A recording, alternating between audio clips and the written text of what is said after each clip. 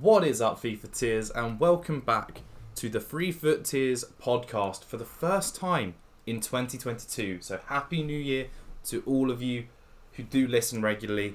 We took a week off, but we are back, and we are coming at you with some content this week on the main channel as well, and that is going to be a heated head-to-head around a headliner's Luis Diaz.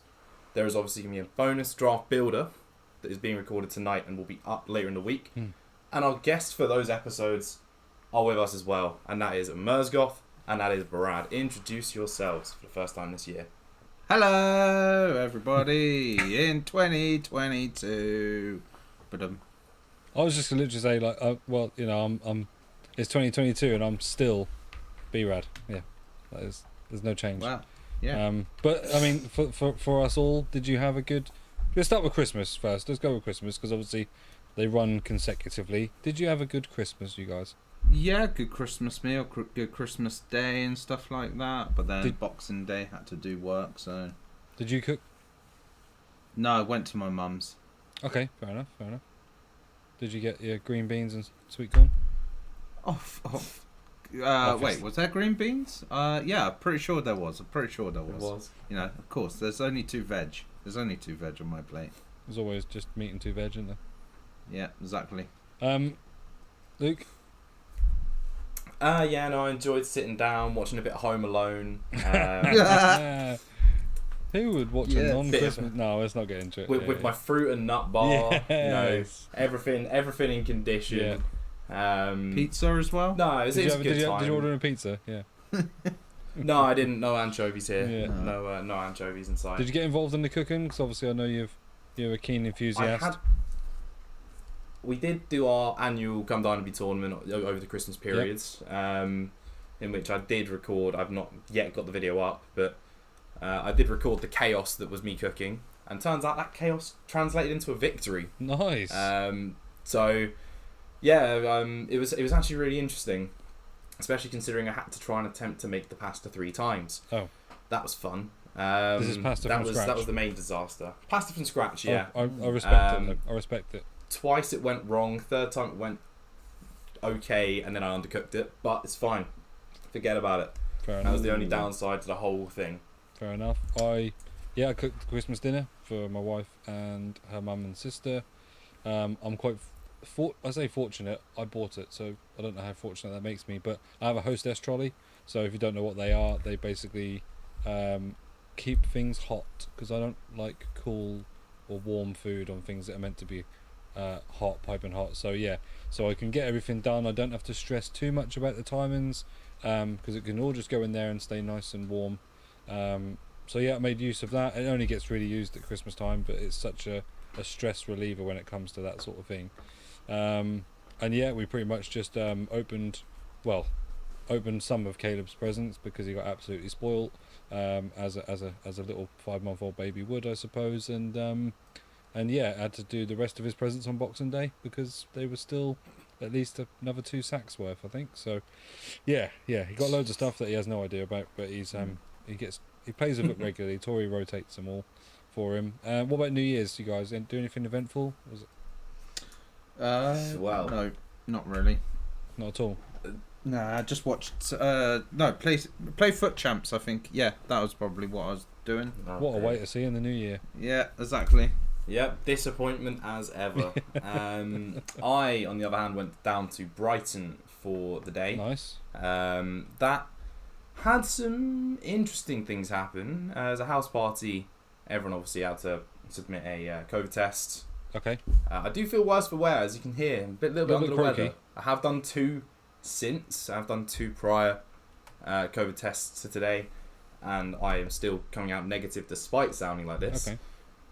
But let's just say there was something interesting that happened pretty much 30 minutes after New Year's happened.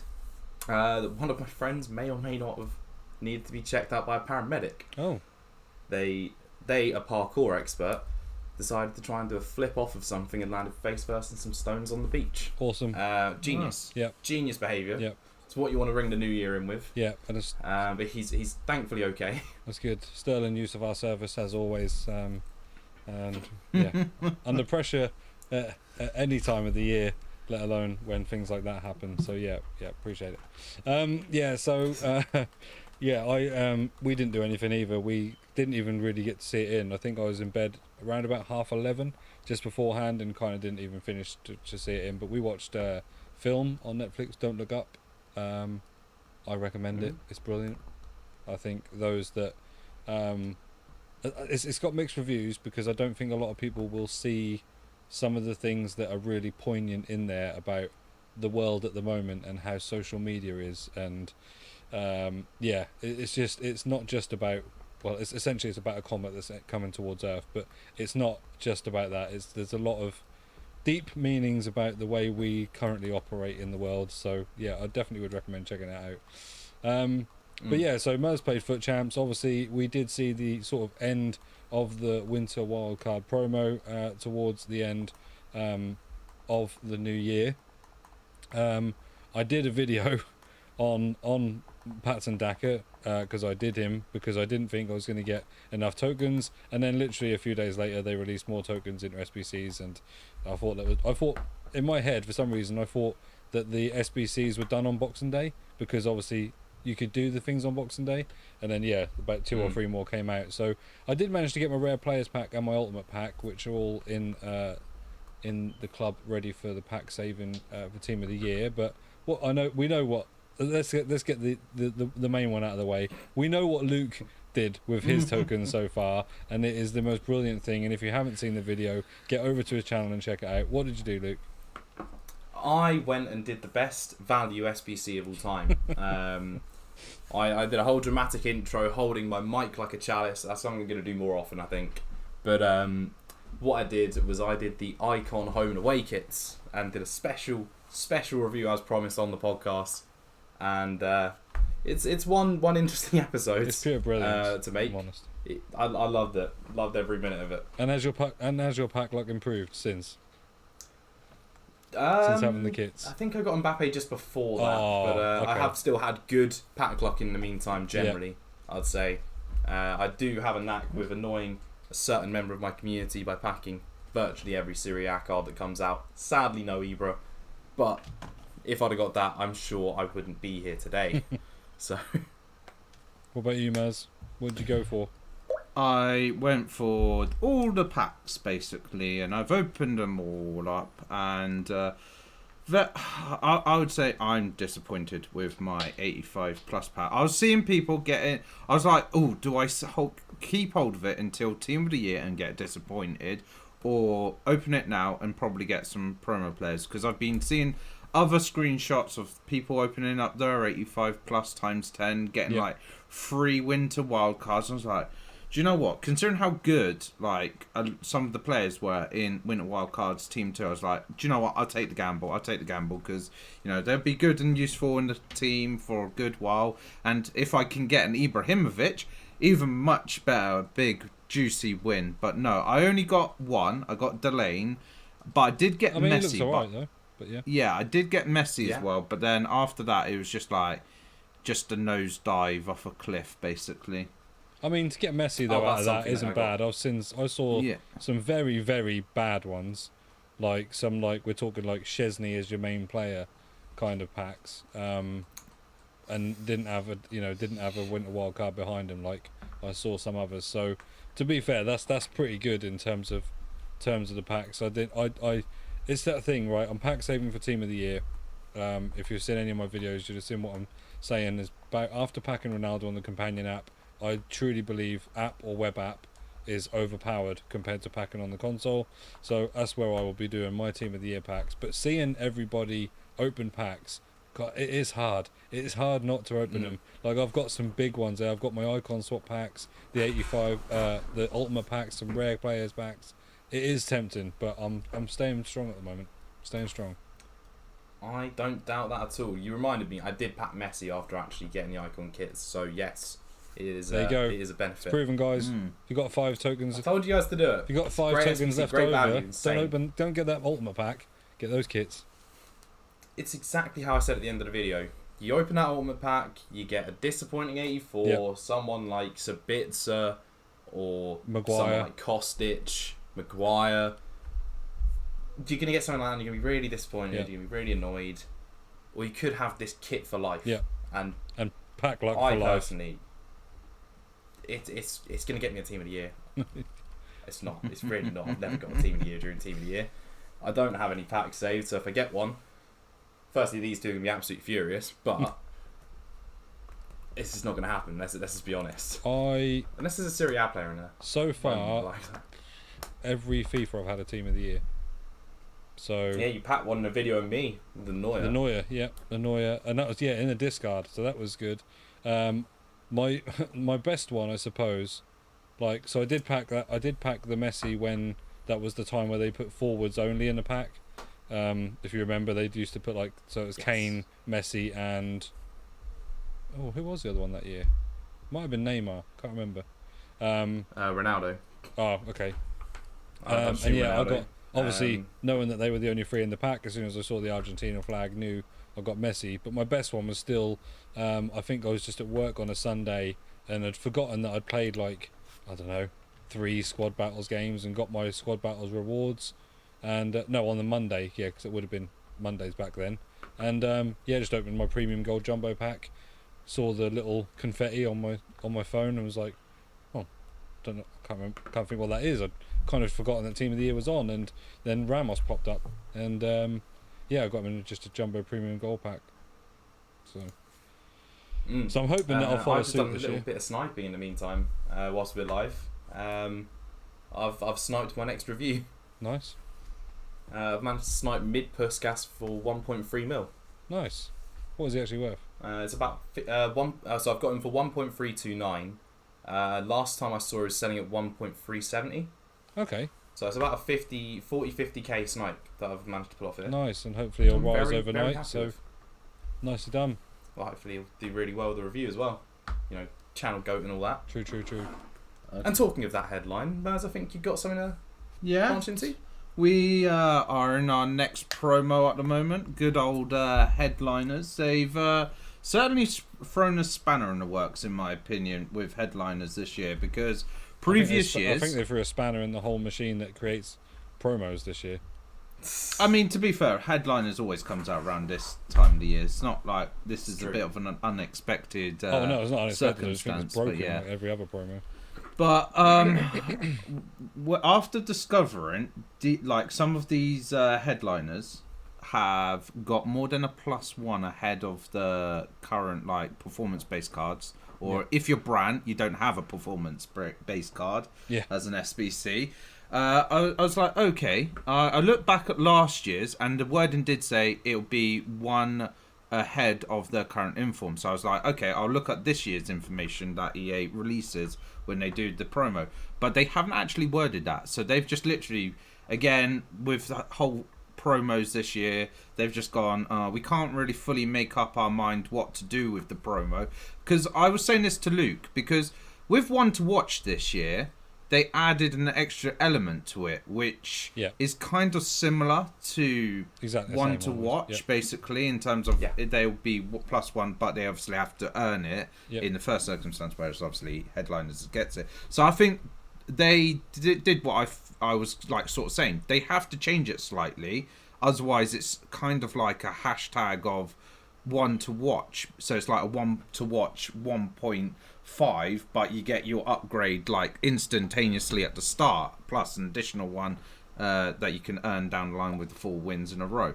But I came up with this idea, rather than just necessarily once they've earned their 4 wins in a row, giving them that additional tier of upgrade, give them also an upgrade onto their weak foot or skill moves, for instance. So a lot of players that maybe are 3-star weak foot or something like that get upgraded to 4-star. A lot of people will value that, and also it makes the card more valuable in the long run, especially if you pack them untradeable or something like that. And I thought that would be quite a neat idea. No, EA have decided we'll give some players a +1 over their current inform, some players a +2 over their current one, and lucky old Diaz gets a +3 ahead of his current performance-based card. So he's 87, and his inform is 83 rated. So obviously, if that he got another one, it'd be 85,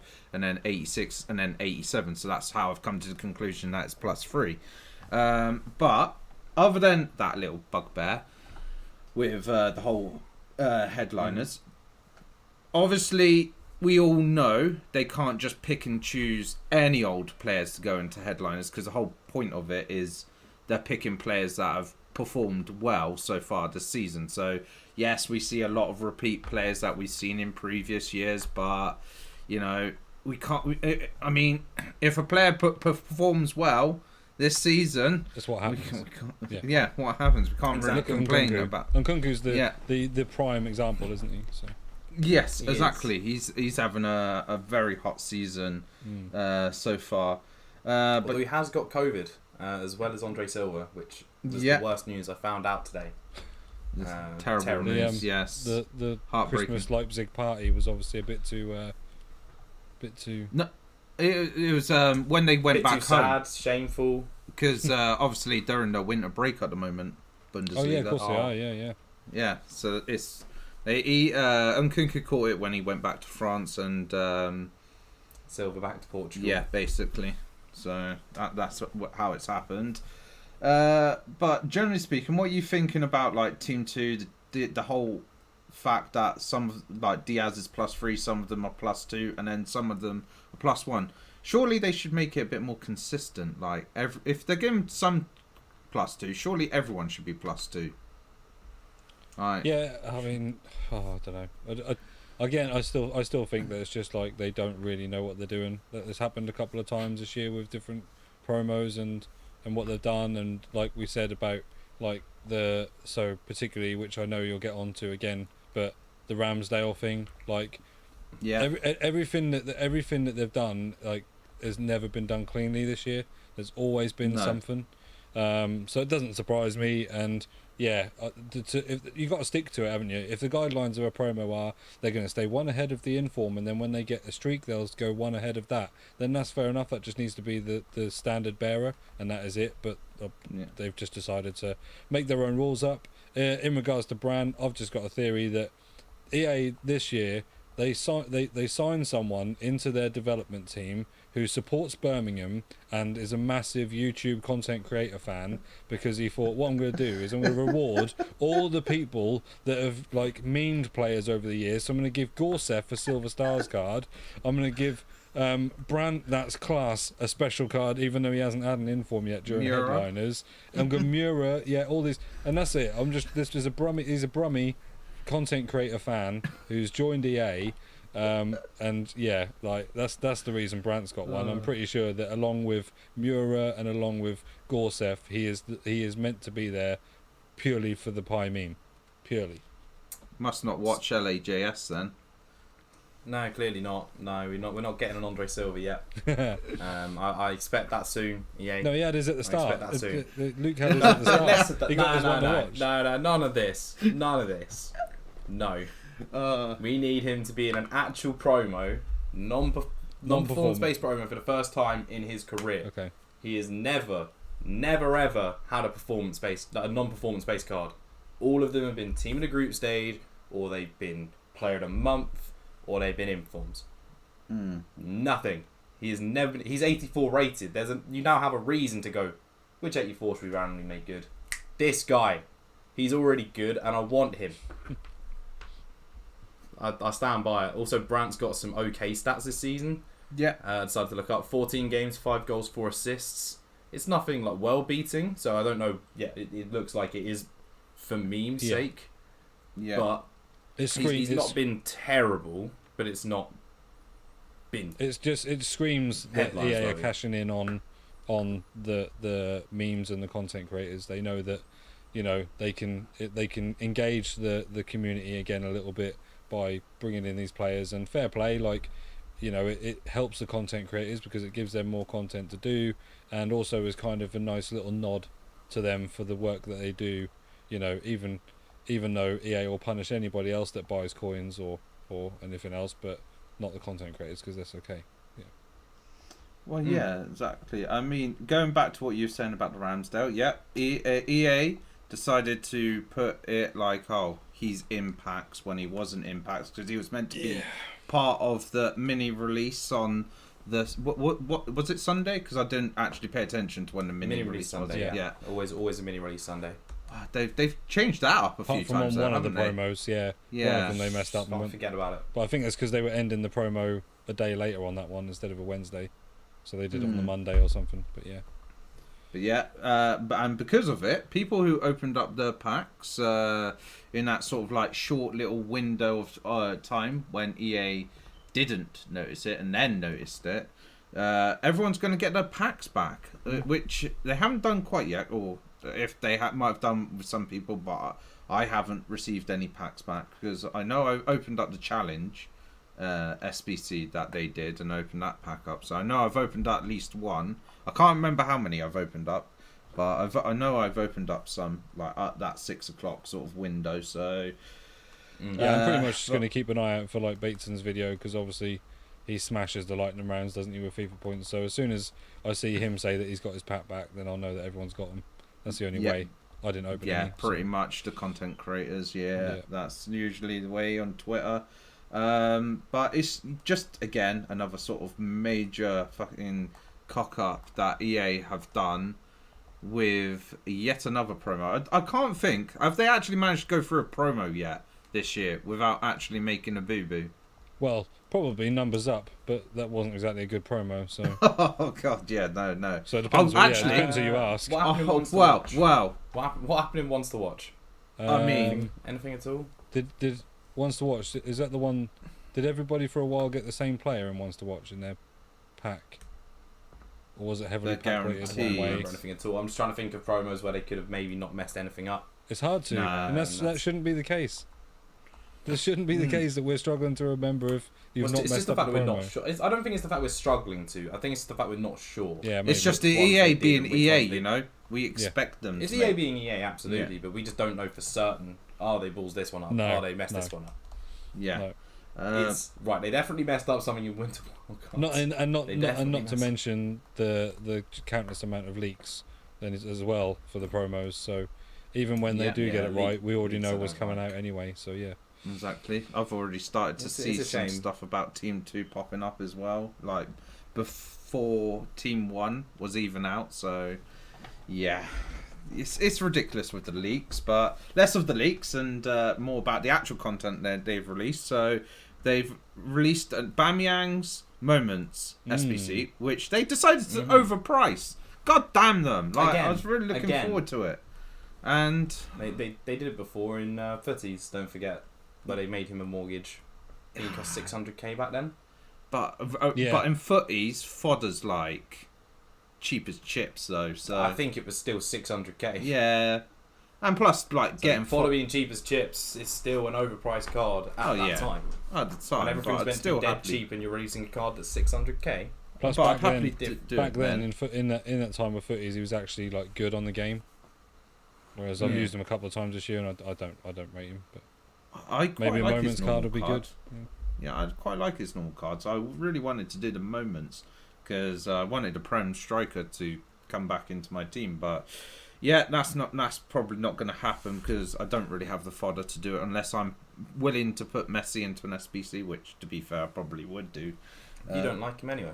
Yeah, exactly. That's why I'm saying I probably would be happy to put Messi into SBC. But then the other things that we've got is today we've got the 81 plus double pack SBC and the mid icon pack. So again, another icon pack that I'm probably not ever going to do because I don't really want to put coins into an SBC and I don't have enough fodder to even cover like half of it. So what about you? I mean, I know exactly where my Litmanen's going from the sounds of it, if I do have enough. That is where Litmanen is absolutely being sent.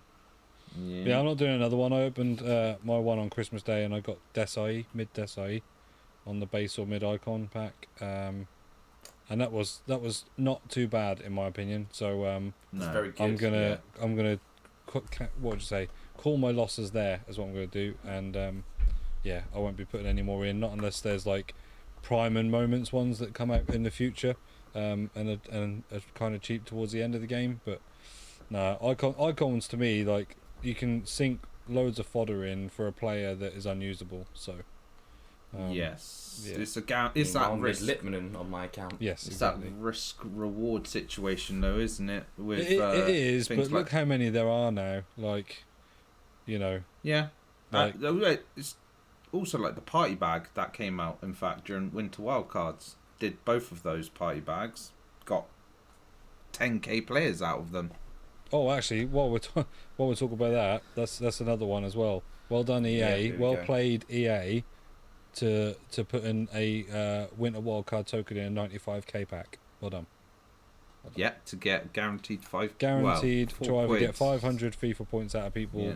who probably thought, oh well, I'm not going to just put 500 on. I'll put a few extra on, or for them to use their coins at their club. Well done, fair play. We know what you're after. Drain people. It's crafty, really. That is what it is. Yeah, it is. Yep, it is. Yep.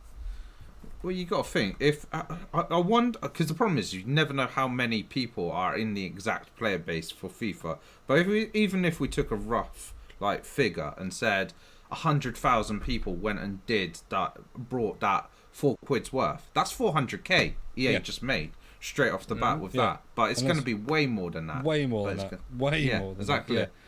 But yeah, Yeah. simple little figure just with that sense. Yeah. But you to be fair, they make like probably like 7 figures easily with each promo from FIFA points.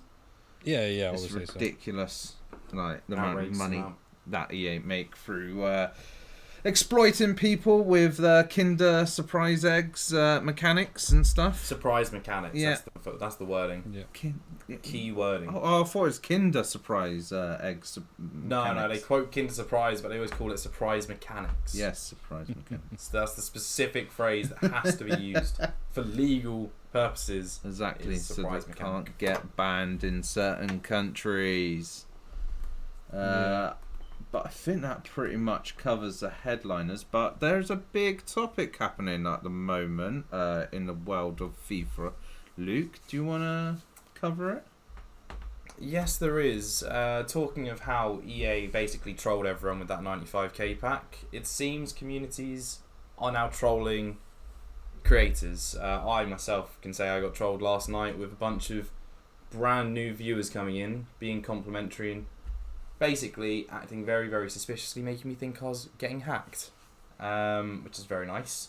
But obviously there was FG and Bateson who got hacked as the sort of two major stories. My account is okay, fortunately, but I did have a mild breakdown for about 30 minutes to an hour live. But yeah, with that, it's disgusting to see, really. Like, you hate to see things like that happen with hackers, etc. It's disgusting behaviour. Yeah, They put how much into content creation. Right, okay, this could sound bad. Hang on. Oh, It almost makes me glad it's not happened to a sort of person who's just gone full time, because that would be the criminal thing of someone who's just tried to go full time as a creator.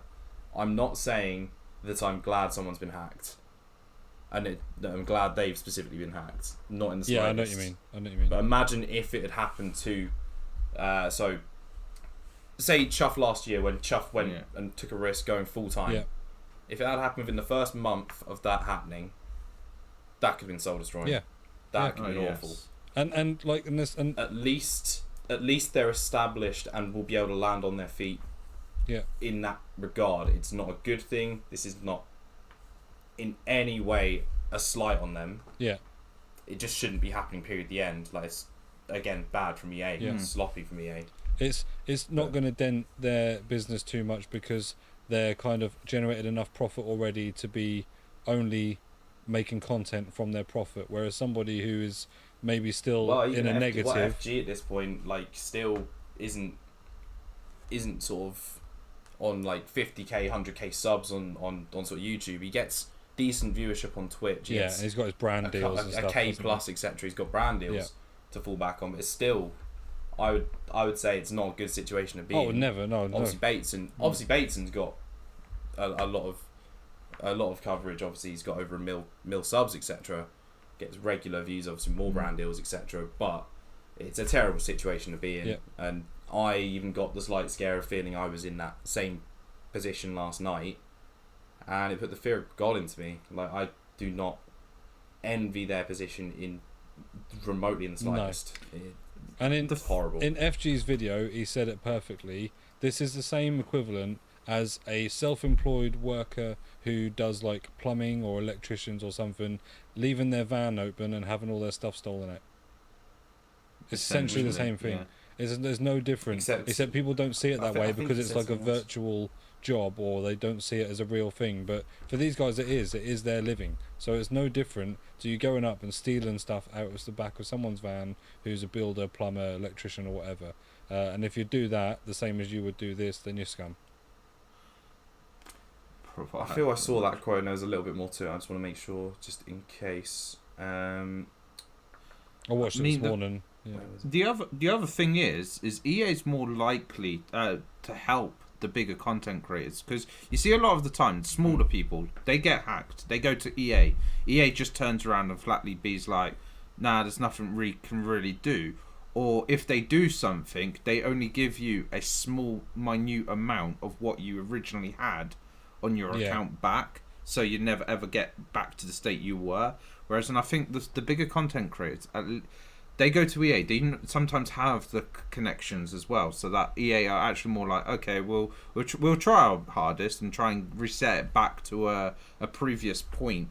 You might lose a bit, but at least you might have, I don't know, a good chunk of what you had back. Where I feel like they definitely more ignore the smaller person, and it's a bit disgusting. I would say it is definitely more in their nature to want to try and rescue those people quicker, because obviously they still draw in.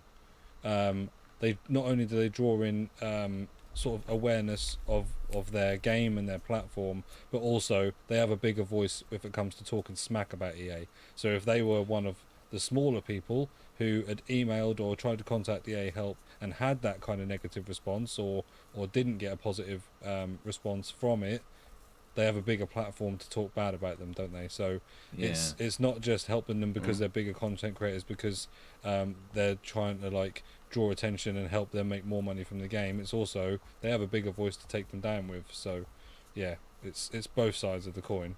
There's not really much I think to add on top of that. No, and I think the other part of it, like you said, were like trolls. So like that's it's one thing to hack accounts and that, but I've said this like recently, like I had on Twitter. I had someone try to troll me essentially for being a small content creator as well, and I just think, honestly, I just feel like, I just think you must have such pathetic lives to get off on something like that, and the community doesn't need it. But generally, as I said I think this was only a couple of videos ago on the podcast, as I said the world just doesn't need it. We don't need the negativity. We've got enough going on at the moment with a pandemic, for God's sakes, without anything else to add on top of it. Just like, be kind. Be kind. It costs you nothing. Or if you don't want to be kind, just don't say anything at all. That's even better. That is it on that. Anyway, yeah. So let's get on to the real world of football. So obviously, like we were saying about the headliners promos, they are based off performance cards, and one of the performance cards that players do get every week is Team of the Week. Now, there are a couple of interesting ones. The first one I want to touch on, because I want to when I'm talking about this today, I do want to touch on a couple of moments in football. So the first one I'm going to pick up on is Rodri, and I'm going to ask you guys about the game. I don't know whether you saw it live or not, either of you, but basically, obviously, Rodri gets it for essentially the late winner, and in that game, he gets the late winner, and in my opinion, gets a choice. He can either go left or he can go right. And he decided to go right all the way towards the Arsenal fans. Now, the thing that's come out of that is he's saying about, obviously, they're saying about him getting pelted with bottles and things, or missiles they call them, but let's face it, they're bottles or something, while he stood there celebrating in front of the Arsenal fans. Now, a lot of people, especially Arsenal fans, would say he deserves it for coming over to us. But no one deserves to have things thrown at them or anything like that. at the same time, I'm not sure celebrating in front of the away fans is the smartest thing to do. What do you guys think? I mean, it's asking for trouble at the end of the day. It's inciting it, isn't it? Yeah. A little bit. I mean, I didn't watch highlights. To be fair, I haven't watched highlights and I haven't watched the match. So, yeah, I don't. I was reading commentary of it, so it was as soon as I saw the red card of Gabriel, that was like, yeah, it's just the game going down the drain basically for us. Yeah, I mean, unfortunately, as well as you started that game, a game lasts more than 60 minutes, and what also happened there was a very, I want to say naivety, but it's probably not the right word, but the inexperience of a player like Gabriel to just keep his cool, especially when he didn't get anything for the scuff in the penalty spot. He got something for the descent that he ran over to the referee. Then you see the challenge on Gabriel Jesus, and I'm sorry, but he doesn't even look at the ball. Like, and you're just thinking, like, you're already on a yellow, like, what did you think was going to happen? And yeah, changed the game, and obviously the inevitable happened. Man City did their thing, get the last minute winner, get it by a bit of luck, sure, of course they do, but at the end of the day, you get luck from creating chances, and they create a chance, and they scored from it. But yeah, what do you think your take on the kind of running over to the away fans and inciting essentially bad natured reactions, Luke? So I've always had this opinion on this. This isn't just because it's an Arsenal match, although that does make it that little bit more funny for me personally.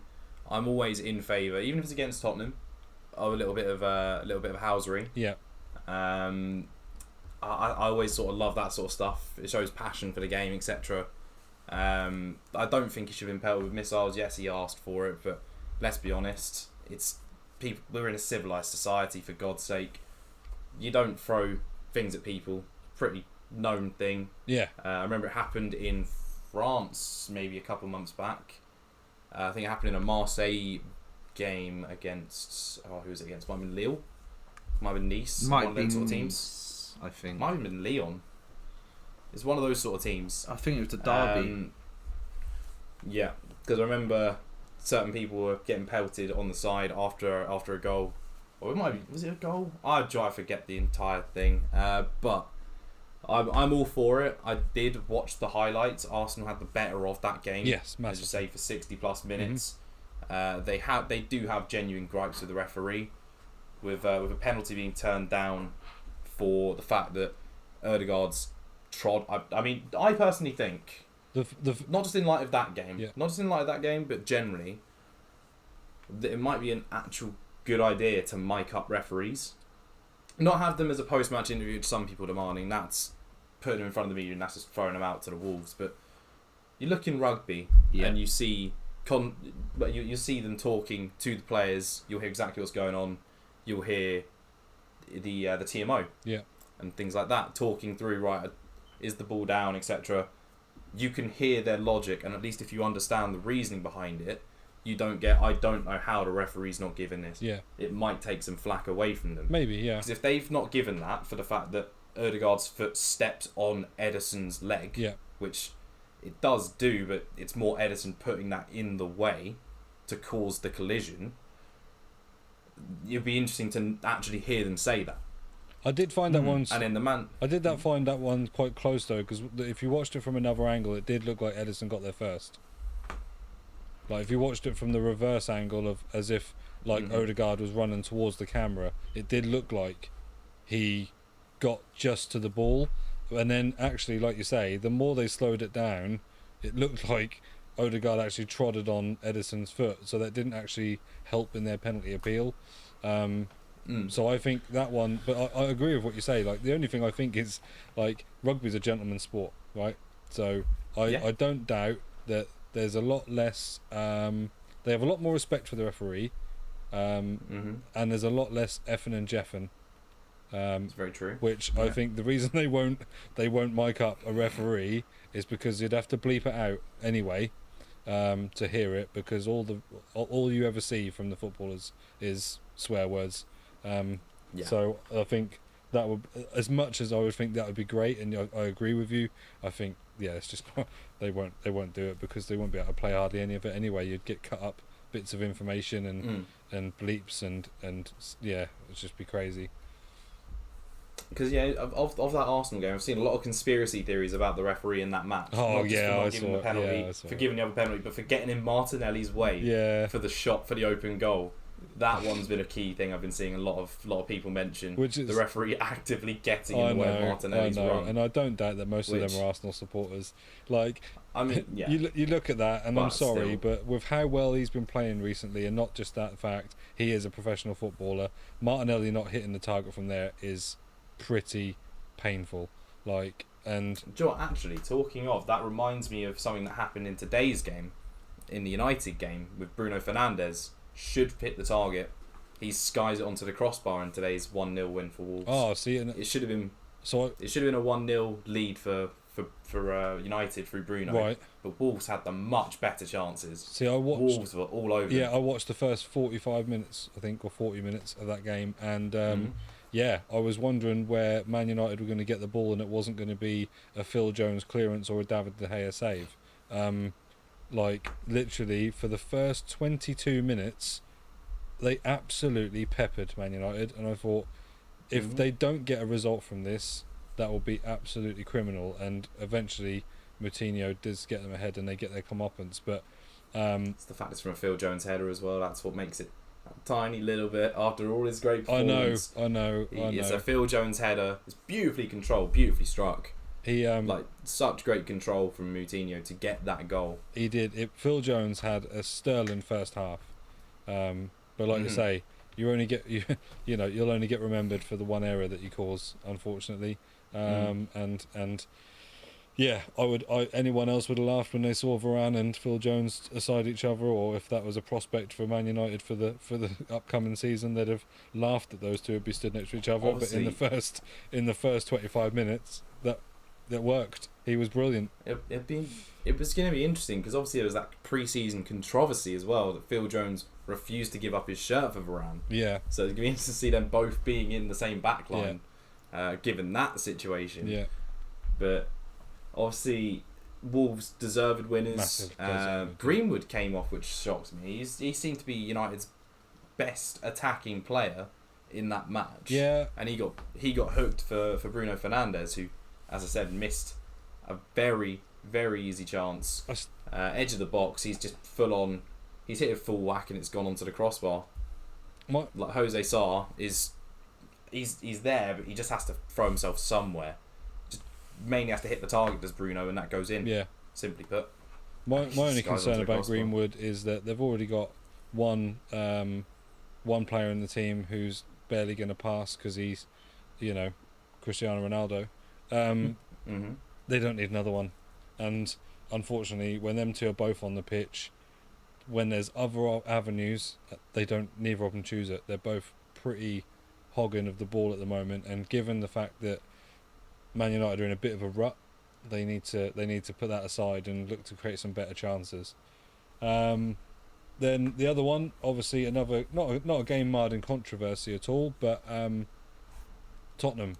Davinson Sanchez looking to get an inform. Well, you say that. Hopefully looking to get a featured team of the week. On here, I'm here for it. On here, it does have, what is his base rated card? I feel it's 79, 78. Yeah, so it would have to be. So on Footbin, which is where I look towards seeing what the cards are predicted, Davinson Sanchez has an 84 card on here. With 80 pace, 85 defending, 84 physical. I know Luke will be a fan of this. He is Colombian. He is a Tottenham player. There's no reason why this man wouldn't want him in his back lineup. The easiest. Well, I say the easiest. He's still got to put it in, but it was one of the easiest of headers, wasn't it? Really, like he was just everybody in front of him jumped too early, and it just was perfect. Yeah. He rose the highest. He wanted it more. Yeah. But that game, you say it wasn't marred in controversy. Now, there was some penalty shouts in that game for both teams. I'll admit, which could have been given. The first one, if Harry Kane goes down, gets given, which is he was being massively held back by one of the Watford players in the box. He stays on his feet, it continues as normal. If that's done elsewhere on the pitch, it's a free kick. If he goes down, it could be a penalty. The next one, Eric Dyer. Oh my god. Eric Dyer gets dragged down. No, this is he should have got a penalty. This is Spurs are in the attacking from a free kick, and immediately I think it's Kuka, I think it is, has grabbed him round the waist and dragged him down as if it's a judo throw. He's doing a sacrifice throw on I mean I did judo, so he's doing a sort of cross between a foot sweep and just dragging him back behind him as if it's almost a German suplex. Like, he's done that to him in the box from a free kick, no penalty. And then there was a situation with Lloris, I can't remember which Watford attacker it was, who's also could be not given. Like, there was 2.5 penalty shouts in that match that weren't given. It was stolen in the death, and I stand by what I've said with that being a very good thing. That even the lateness of the goal is very good for Spurs. Yeah. People say, oh, it's luck, it's late on, you must be worried that you could struggle to beat a team like Watford. Yes and no. And the reason I say no is because how many times do rivals around Tottenham drop points, Arsenal drop points, Chelsea drop points, Liverpool drop points? No, I'm not saying Liverpool catchable. I think Liverpool can be more consistent as the season goes on. But how many times have Spurs also dropped points that weekend? Yeah. And they've managed to not capitalise. They've had the grit and determination to fight to the end and get the 3 points. So it could, I'm not saying it is, but it could be a sign of the Spursy way finally being put to bed. I'm not saying it has been put to bed, but it could be the start of something that shows the mentality change. Yeah. I mean, there's no inform for it, but while we touch on the Chelsea-Liverpool game and controversy, well, that game had some. Starting off, the main thing, first of all, Lukaku. So, although this isn't technically about the game, but let's go with that first, because not in the team. Following an interview where he basically expresses he's not particularly happy and plans to eventually end up back at Inter. Now, how much was it? 95 million? 95, it was 90, something outrageous. So 95 million you've paid for a player who expressed supposedly at the start about his dream of being back at Chelsea and everything. That interview comes out. Does Tuchel really have any choice? No, he doesn't.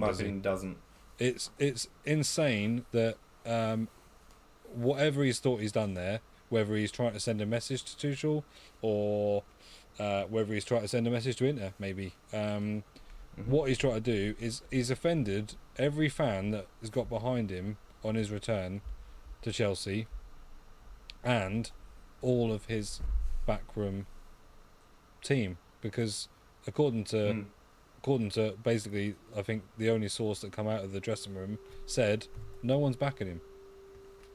So this isn't a team thing. This is definitely a Lukaku thing. I've heard that apparently they're due to meet today, Tuchel and Lukaku, to try and sort it out so that he doesn't miss any more games. But it's I think it's just insane of a player to have done that interview and thought that there was going to be nothing come from it, and then supposedly be annoyed that you're then not playing when you're available for selection again.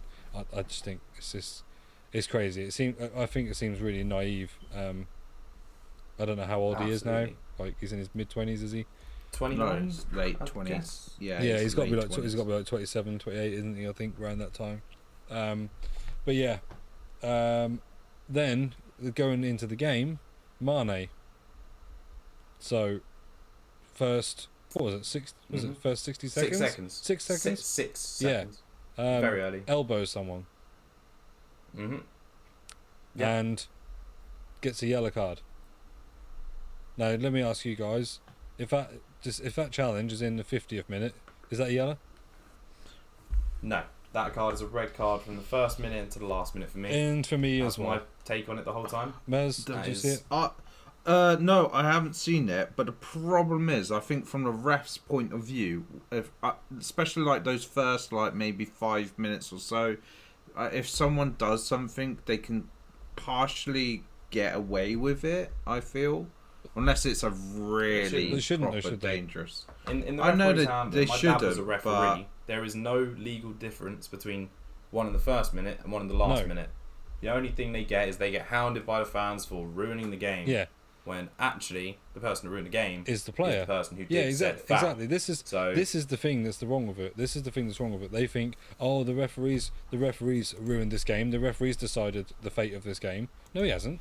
No, he hasn't. The elbow going to the face is a red card offence, and he's done it within 60 seconds of the game. And then, to really put it to like, why that's had such a massive effect on the game, he then scores the goal.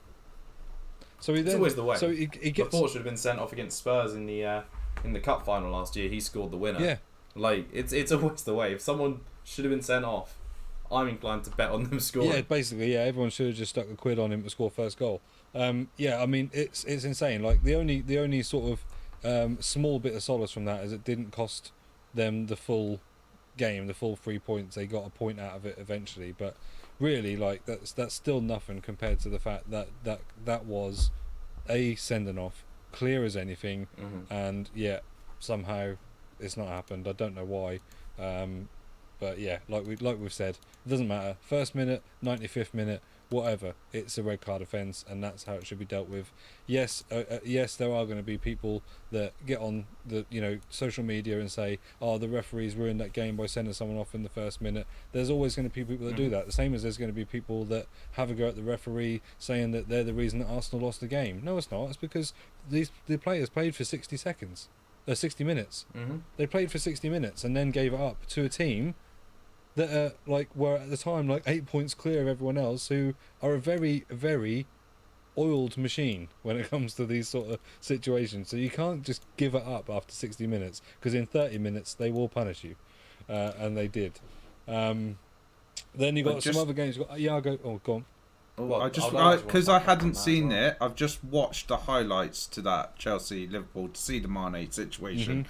Now the problem is trying to see him with the initial camera that they're using, but it looks like he's watching the ball the whole entire time, like from moment Cater does the part. I think it's Cater, can't really fully tell from here, but Cater does that long pass to Mane, and he's looking at the ball the whole entire time. So I could partially argue that he maybe doesn't quite fully know Cesar Azpilicueta's literally that close upon him, because I mean the ball is coming out towards the actual line, so you don't always necessarily expect the defender to be literally there, because the defender might be thinking, oh, it's going to go out of play or something like that. But you could argue any time you lead in with your elbow like that, I think you're asking the referee a question.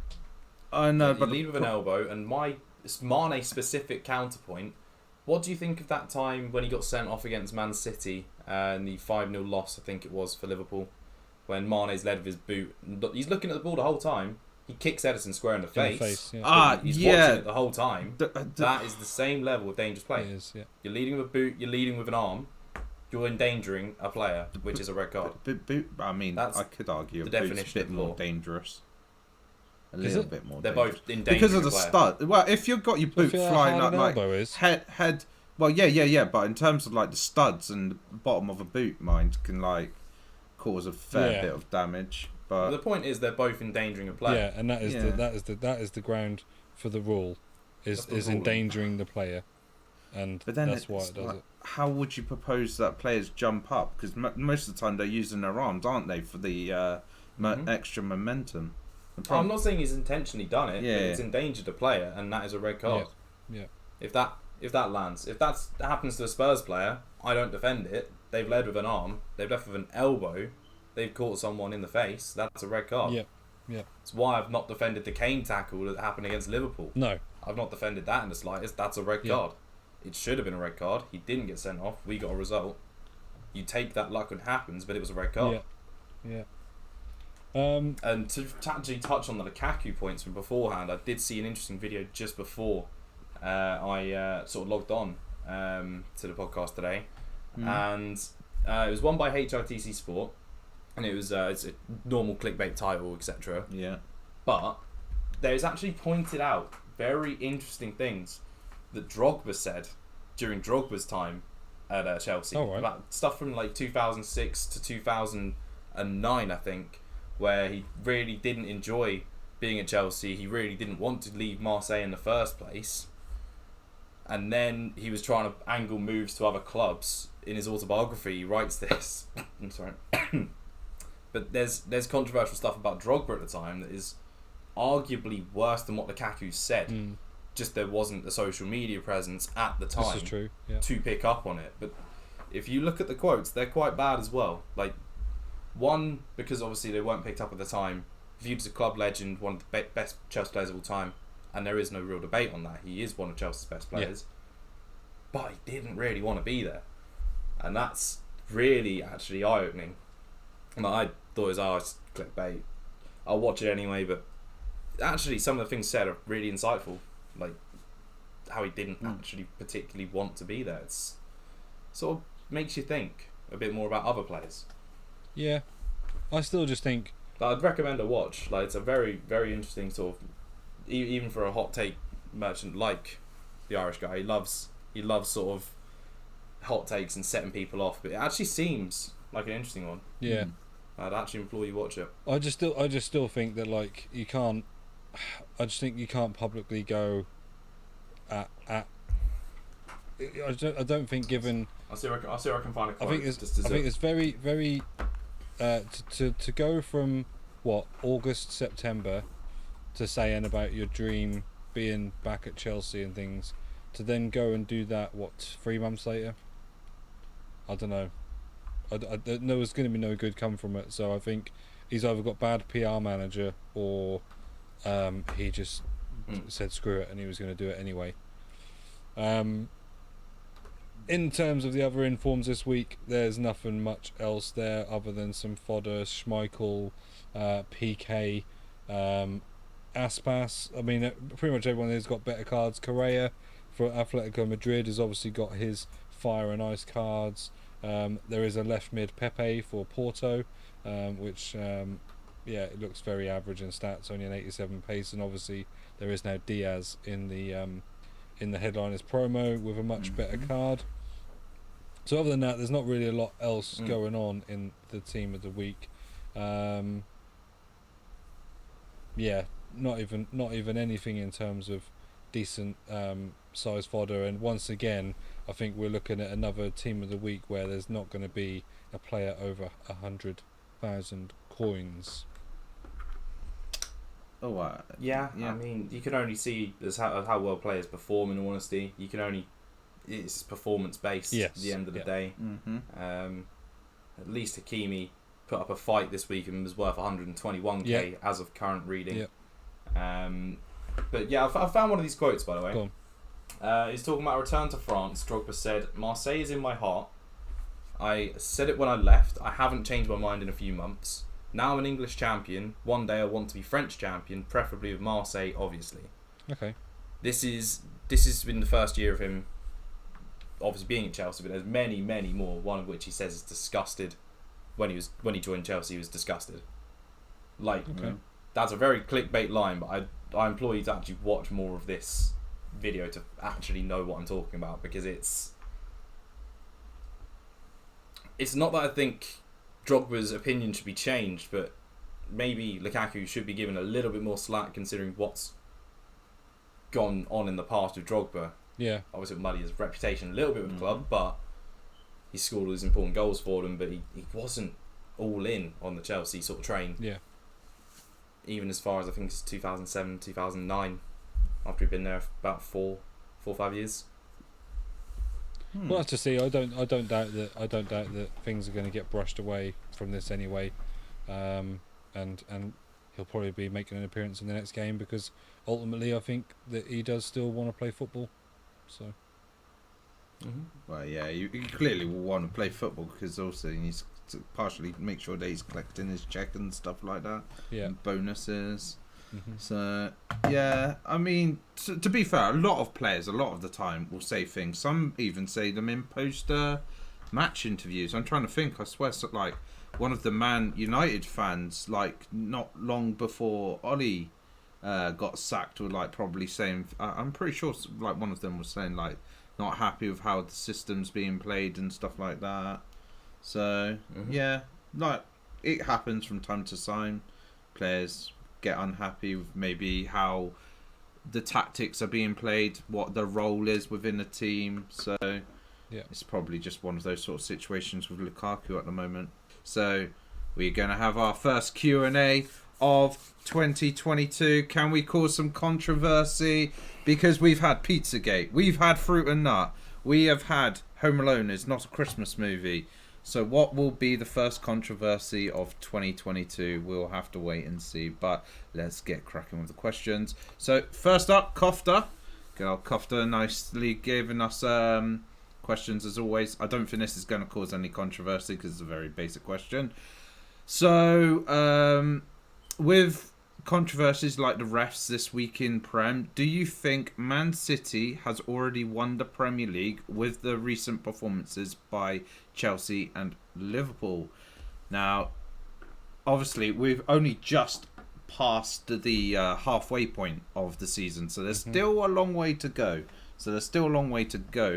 But it is kind of, at the moment, that sort of like situation where it is Man City's trophy to lose at the moment. I can't really see Man City dropping many points here and there. I've got to say, under Pep, Man City aren't really a team that tends to lose many points, like here and there. Like, okay, they might have a little blip every now and again, but they don't have a streak like, say, Chelsea are having. Liverpool are having bits of blips like here, there, and everywhere this season. But like Man City, are obviously defensively sound as well.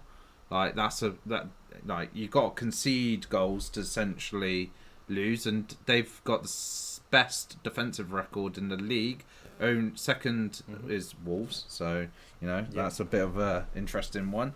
But yeah, what do you guys think? Is it Man City's to lose, or do you think like Chelsea and Liverpool come good come the end of the season? I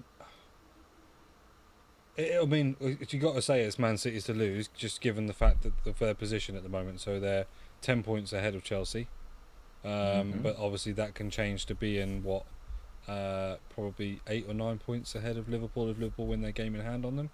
I think 8. So yeah, so essentially that is theirs to lose, because obviously if they carried on winning, then they can't be caught.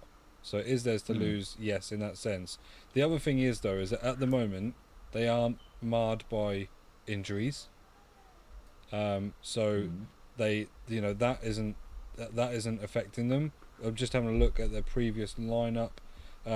So obviously the starting lineup there, where they played Ake essentially as a left back, and then they've got still on the bench, who have they got? Walker, Fernandinho, Grealish, Gundogan. Their only notable 2 players out were Stones and Zinchenko. So yeah, not been massively marred by injuries. If they've found themselves at a point as we go into Champions League, where they've then got Champions League to think about as well as the league, and they pick up some injuries, then it points a more interesting time for them, because they kind of have to do a bit more squad rotating. And whereas at the moment a lot of other teams have got either COVID problems or injury problems. So I think it is theirs to lose. Do I think they'll lose it? No. If I'm honest, I don't think they will. The only team that I do think catching them, like Luke, I think that Liverpool will only continue to improve, getting towards the end. But again, can also face the exact same problem: injuries, Champions League, etc. So yeah, I think yeah, I think Man City have won it. If I'm honest. Mm-hmm. I do agree. I do think Man City have already won it. There is one important factor you've missed there, Brad, with Liverpool and with Chelsea. The African Cup of Nations. That's happening. Oh yeah, it's got to be soon. Keita's actually, already isn't it? flown out. Yeah. Sadio Yes, Mane's no. flown out. Yeah, I did Salah's, forget. Yeah, I assume, flown out. So that is key players out already. Chelsea have lost their keeper. All that City lose, I believe, is Riyad Mahrez. That's all they lose in this time period. Yes. Whilst Chelsea lose Edouard Mendy, which is pretty damn big for them. That's big. They're having to play the most expensive goalkeeper in the world as a backup. Yeah. Meanwhile, Liverpool lose Naby Keita, who's been getting introduced into the team, Sadio Mane, Mo Salah. They're going to have to rely a lot on the likes of Minamino, Jota, and Firmino for goals. Yeah. They can pull through it, but they are more likely to drop points in that time period without two key parts of their very, very good front three, arguably one of the best in the world front three.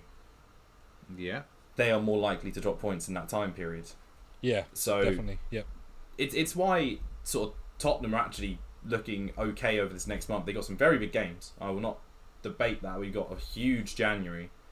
We played Chelsea twice in the Cup. I believe we also play them later on in the month. We play Arsenal next in the league. But we have not got a single African player flying out. Yeah.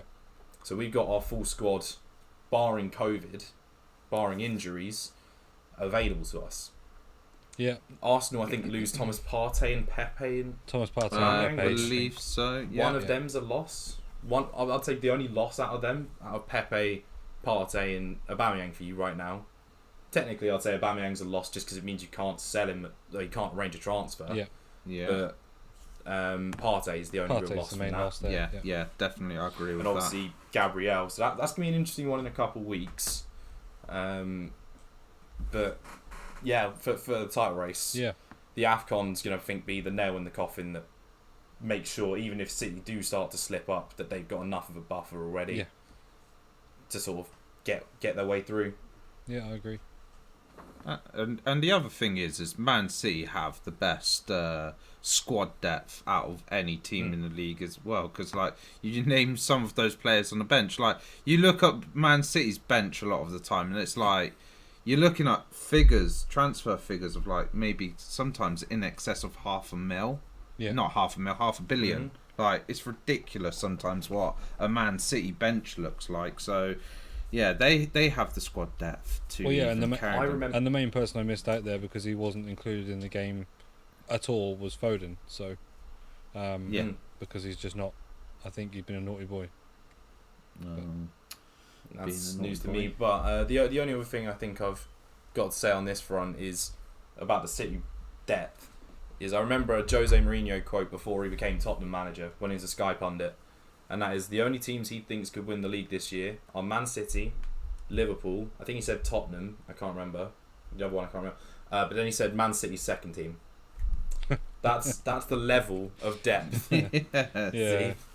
That the Man City second team could put in a considerable threat for a title. Yeah. Which that it's laughable, but it's something But it's that's actually genuinely true. the level Yeah, of yeah, talent yeah, they it have is, available to them. Yeah. They could definitely top four. But this is exactly the reason why like the Carabao Cup became to be known as their cup, isn't it? Because like they can go all the way through a season and have rotation in that cup and play their worst team, yet still get the final and still comfortably win it. So yeah, it helps when they get Port Vale every single first round they have. but yeah, they do. But winning it every year is obviously still It's an important impressive. thing. They've not won it this year. Thank you, West Ham. Yeah. But you knocked out both United and City, if I remember rightly. Yes. And that is going to be very interesting. It could be a North London derby final, which would be outrageous. Got to see that at the I mean, end it of means February. that Spurs have got to overcome Chelsea and get to a final, and Arsenal have got a difficult task at Liverpool. Mm-hmm. Obviously, no Salah, no Mane, which makes that job slightly easier. Yeah. It'll be an interesting one to see. I think it'll be a goal Certainly will. thriller. Arsenal, Liverpool semi-final. Because I think I hope that game. I hope every game's entertaining. I always do. But I hope that's sort of the level of entertaining of what was that game? It was when Liverpool played the reserves against you, and it was a close game. 4-4, I You've think obviously it was. come on leaps and bounds from it. Yeah, 4-4, something like that. Yeah. That sort of game. You'd want to see something like that every week. So if they can deliver a game half as good as that one, Yeah. with the players at Arsenal's availability now, Exactly. it should be really nice. good. It'll be nice to get like Pepe, Martinelli, that type of stuff going in there. Obviously, Pepe is around at that time. Well, it depends when the actual match takes place. I think they've already flown. I know Mane and Mendy have already flown out. I know Yeah. Kate has already flown out. So I assume Pepe's already flown out as well. Probably. Because surely the semi-finals near the beginning of February, which might be when they They start. are. They're semi-finals for the Carabao. Yeah. I think they're literally It's this this coming week. Is it? Yeah, I'm pretty sure the Jeez, first. they're That's this a big week. gap between sure the first leg semi-finals is- and the final. Then. I swear it's like the I'm sure it next is. few days. I'm It's sure it's- Wednesday. Spurs play Chelsea Wednesday for sure. Yeah, Oh, okay. yeah. Okay. Chelsea, it's- Tottenham Wednesday. Arsenal, Liverpool Thursday. That's why I say Salah and Mane being Yeah. out. So the first leg for the Spurs match is on the 5th. Second leg is on the 12th. Okay. And I assume the same, roughly, For schedule-wise, us, maybe yeah. a day apart would be Arsenal, Liverpool. Yeah. Okay. Then. It's just that because the final's at the end of February, isn't it? So I thought, oh, Yes. you put the semi-final sort of somewhere between now and then, but obviously not. Yeah. Getting nearer No, to now. it's this month, boy. You got a weakened Liverpool side, Ooh, and they've got a slot I'll and take that marginally then. weakened. Yeah, exactly. That's what I'm saying. take There's that. there is now a Now's a good time to be playing them. I'm not saying realistic chance, but there is a good chance that there could be a North London derby final, which, for better or worse for one of us, should be very entertaining considering the team's forms currently.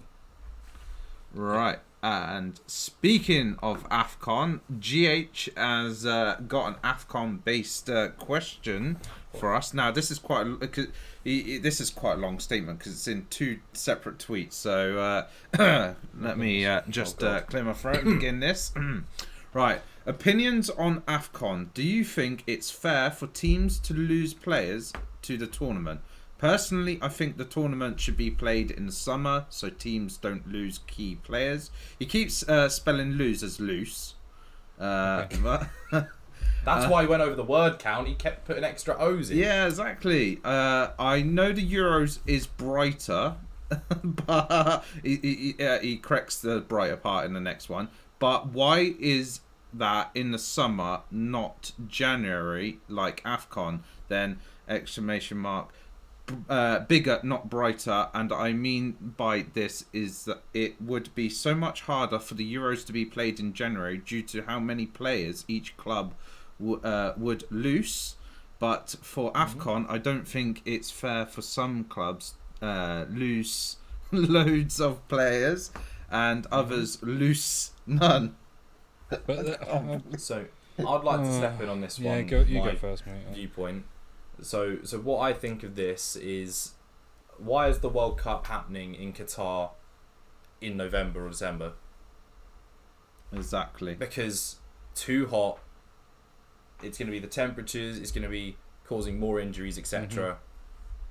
That's why it's in the sort of winter months. If they put it into the summer, it's going to be peak heat in those in the African countries. So depending on where it's held, that could be. I mean, we saw how the Spurs played in the Champions League final, Spurs versus Liverpool. It was a boring, slow game. Everything would be like that, probably in the AFCON. Yep. Which, why should their tournament be really poor? I know it obviously hurts certain teams. I know he's saying as a Liverpool fan losing his main two players up front. Literally was the only thing I was But going to respond with. There's bias in there. Of course, there's bias. There is. Yeah. I mean, I'm not saying you wouldn't expect that from a Liverpool fan, but it's not anything on them. But if something affects you badly, you're gonna feel aggrieved by it. But you got to think logistically when this tournament will work. Yeah. The reason the Euros works so well in the summer is because Europe's bloody cold in the winter. Africa is hot all year round, but it is hotter obviously in the summer. So almost borderline unplayable. Yeah. I would assume in that sort of time frame for when the Euros is. So that's the reasoning why it's held then. It's the reason why the World Cup is causing a winter break. Just looking at some. I don't have average anything to add to temperatures. that. Literally, the only thing I was going to say was just a question from a Liverpool supporter. So Yeah, that's essentially and I it. don't mean any offence, George. It's just that it does seem like that. I mean, like it's at the end of the day, the clubs know that these tournaments exist. It's just that your best players happen to be African nation players. So, in terms of that, I don't think it's that. I think that just as you could maybe think about pushing to try and put some pressure on Liverpool, put some pressure on Man City, you're losing your best players, and that's just how it is. I think it is fair. I think, like Luke said, they have to be played at certain times.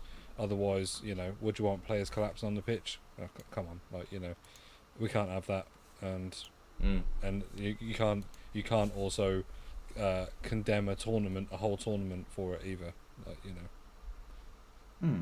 And the thing is teams on average aren't losing that many players. Like, you're probably maybe losing no more than 5, I would say, for a lot of teams. Like, it's about key 3. players, isn't it? Yeah, exactly. That's what it is. It's key players. It's but the bias comes in. It's Liverpool losing key players, whereas maybe for Arsenal, it's a case of one player is basically being alienated out of the team because of his behaviour. Mm-hmm. Another one is a backup player, and the other one, sometimes is a little bit injury prone with Partey, so can have little bit of effect.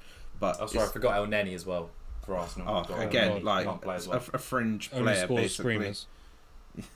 Mm-hmm. Well, I'll tell you whose fans could be aggrieved though. There's two teams that could be in deep trouble from this. Not just Liverpool. Liverpool are obviously fine. There's a lot of African players at Crystal Palace.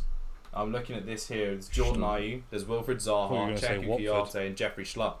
Watford's the other one. Yeah. That's the one that's very bad. Dennis. Leicester are also in a bad state as well. Etebo, Messina, Sarr, and Troost Ekong. Plus, Dennis Sarr is a big one for them. Able to participate. He missed. Yeah. So Dennis is actually staying at Watford, by the way, as a thing I'm seeing here. Okay. He was called into the Nigerian squad, but will not participate after the national team missed a deadline for informing Watford. Oh. So Dennis will still be. Okay. They would have missed 5 players, but they're missing 4 now, including Ismaila Sarr, which is still very bad. But they'd have been neutered. Meanwhile, Leicester lose Amate, Iheanacho, Mendy, and Ndidi. So 2 very key Nigerian players for them there. Amate's been playing because obviously the centre-back crisis, which makes that centre-back crisis even worse. Mm-hmm. Which Ndidi was filling going to in. hit a few teams very hard. So we say about the Liverpool bias in that question, yes, but it still impacts about 4 teams very majorly. Yeah. And some of which are relegation candidates. So yeah, it could be what condemns Watford to the drop. You never know. Yeah, that's true. We are only talking about it in terms of the title race and not the other way. Yeah. Yeah, you got to think of it as a broader. It affects more than just the top 6. Yeah. It affects a lot of teams. Yeah. And so then get your head out of your behind your Liverpool supporter. Yeah, and it would also affect other teams in other leagues as well. It's not just like Liverpool's problem, basically. Yeah. It's everyone's problem, basically. Yeah. But yeah, and to be fair, how many teams compete in AFCON? It's probably only 16 or something like that. I would say it's got to be about 32. No. I'll have a look. Hang on. I want to say 16 personally. I don't think it's like levels of Euros or the World Cup or anything like that. 24 teams. Okay, 24. So in between the two of us. Yeah, basically. So like playing Euros, for instance, or even hell, like the World Cup, because World Cup's going to be played in the winter time anyway. But yeah, playing those during a season, that would be devastating. But then that's also the cost of having players, I guess, that play at international level. You want the best of the best playing for your team, and the best of the best then go and play internationally for their nation. So yeah. I mean, to be fair, I've seen obviously this is talking in Football Manager terms now, but it would be a realistic thing that does affect teams. If there's a player in the Championship, those international breaks don't really help, because obviously the fixture congestion in the Championship there will be players that miss games in the Championship because of the international breaks. Yeah. So say Watford go down, they could, if there's international friendlies for the likes of Senegal or Nigeria, they could lose the likes of Dennis and the likes of... It makes it even worse. If they get relegated, they'll miss a lot of key players during that time of the season. They should hopefully have the quality to beat whoever they play in that time period, but it does affect other leagues, as we say. Yep. Even with international breaks, and that's not just AFCON players. That's European everything. Players as well included. Well, that's everything. Yeah, that's everything. And you think about smaller nations as well in that sort of situation. You'll find actually a lot of them playing like League 2, League 1, and stuff like that because obviously they're the best of their nation. So, but yeah. GH, thank you for your biased question. We appreciate it. I mean, I've tried to answer it as impartially as possible. Don't worry. I mean, his other question was about do we think Rooney should be given a Man United job? But we've already covered like the whole where we covered that next Manchester United manager and stuff. So I already said to him we wouldn't really cover that. So that is that for the Q&A. That is that for the Q&A. But thank you guys for submitting your questions. Please feel free to submit your questions. I will probably get the tweet out for Q&A a bit earlier this week because I want to try and get you guys more people because we love to try and answer some of these questions more controversy, especially mainly the food-based questions. Seems to be the one that causes it a lot of the time. Definitely. Because food is life. Food is life. We need it for our energy at the end of the day. So, but yeah, that is it for the Q&A, and that will be it for this week's episode of the FUT Tiers podcast. So I think we'll keep this as a nice short outro because we're getting on a little bit, and we want to get on with bonus draft builder, which will be out on Saturday, which we're recording after this as well. So we still need to properly give Brad his defeat in that series, and it will also be interesting to see if the drafts are still truly juiced. Yes. So yeah, we're on for another iconic episode. Oh, okay. This will be interesting then. So that gives a potential chance for a good I've heard some members of the community asking for rules that we only have 3 icons allowed in a team. Interesting. That's something to curb the power drafts and make it more like the previous way. But we'll obviously discuss that. I've just sprung this completely on them both now. For those wondering. I'd not spoke about this previously. Keeping secrets. I have heard calls for that to be a thing. But yeah, then heated head-to-head ground headliners Diaz is going to be the squad building collab series for this week with me and Luke. So keep your eyes peeled for that on Thursday, hopefully. And yeah, I think that is just about it. Thank you everybody for listening to this. Thank you Brad and Luke for being on the podcast as always, and always a pleasure. The first one of 2022, and hopefully many more episodes to come in 2022, bigger and better things. Indeed, maybe. But yeah, guys, thank you very much, and we'll see you all in the next episode. Bye bye. See ya. Peace out, guys.